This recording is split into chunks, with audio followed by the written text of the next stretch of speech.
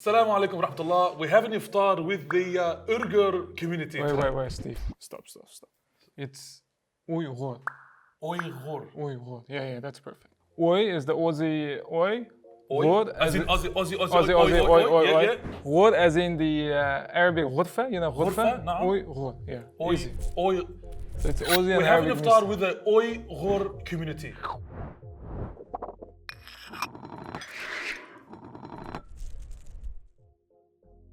I've got you a gift. Allah yarda alayk. So this is Uighur traditional hat. We call it doppa.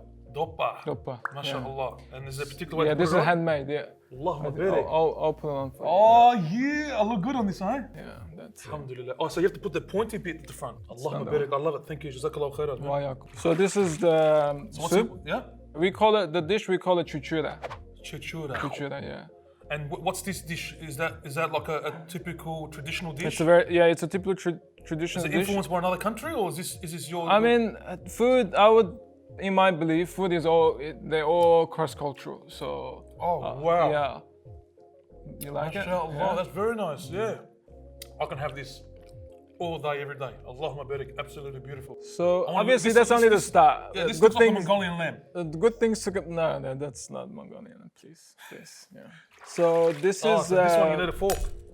This is a fork. Obviously, traditionally, it's probably a Chinese influence. And the noodles are handmade, and as you can see, they're stretched MashaAllah.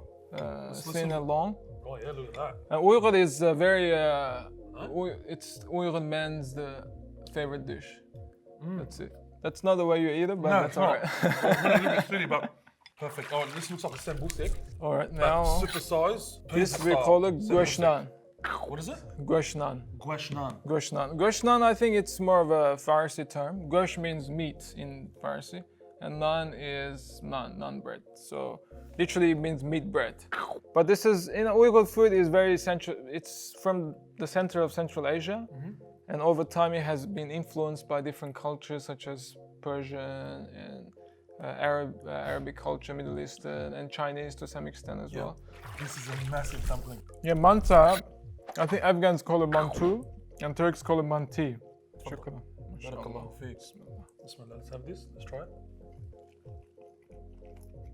Okay. So let's move on to the rice. Polo, we call it polo. Right. So I think this is very signatory cross-cultural dish. You can find it in many cultures. Yeah. And traditionally it's eaten with ham, Lamb again as well. lamb again.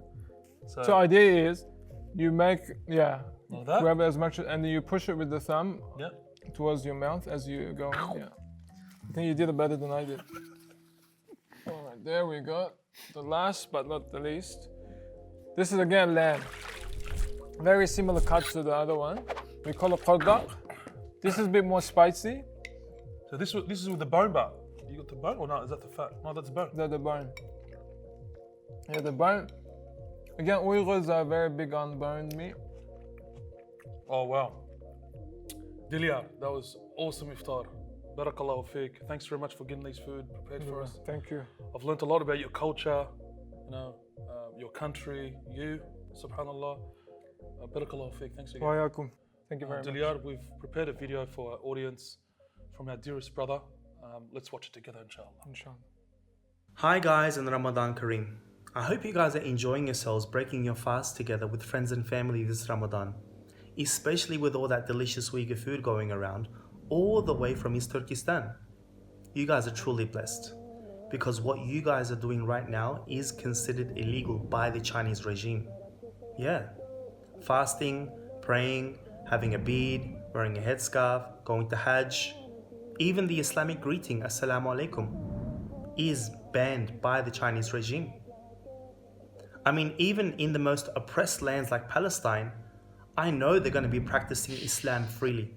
Hell, even in Guantanamo Bay, I know for a fact they're going to be fasting and praying in congregation together. So make a special prayer this Ramadan for your Uyghur brothers and sisters who are suffering in the millions in Chinese concentration camps and the other 35 million Uyghur population who are in an open air prison. Thank you.